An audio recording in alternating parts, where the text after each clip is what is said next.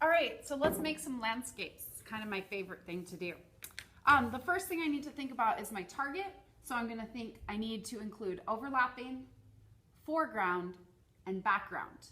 And when I make my foreground and background, I have to think about size, whether or not I'm making it big or little. So let's see how that happens. The first thing I'm gonna do is overlap. And I'm gonna overlap by placing two hills, one in front of the other. So I do that by drawing a nice, big, curved shape. This is gonna be the hill that's closest to me. I also do that by adding a curved shape behind it, okay? Now I have overlapping. So next, I need to think about my foreground.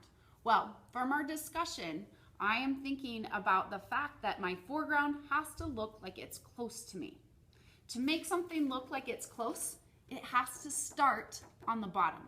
If I put it way up here, it's gonna already look like it's far away. I also know that if I wanna make something look like it's close to me, I have to make it big. So to begin with, I'm gonna put two little marks. That's just gonna remind me that whatever I put here needs to start at the bottom and go almost all the way to the top. Now, what I put here, well, that's where my brain comes in handy. So I'm gonna think about wintertime, what I see in the winter, what we do in the wintertime. And that will help me come up with ideas for what to put here. Well, I know I'm pretty good at drawing trees. So I'm gonna draw a tree right here that's super big. So I start with a triangle shape that's missing the bottom. I do lines that are getting bigger as they go down. Now I'm gonna connect all those lines together.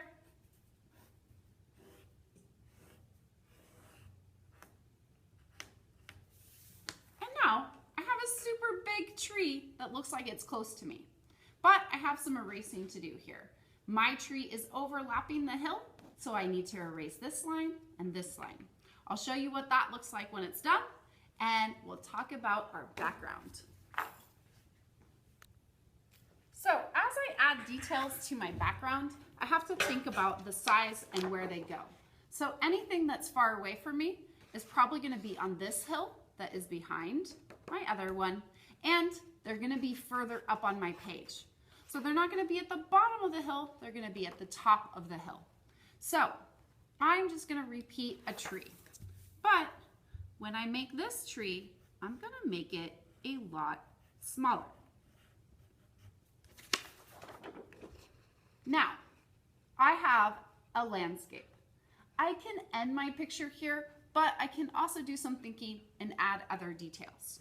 Anytime I add details though, I need to keep thinking about space. So if I add something in the middle here, not at the top, I'm gonna have to make it kind of an in-between size. Not as small as the tree, but not as big as this tree because it's in the middle. I am gonna make a snowman. I'm even gonna make it going off the page.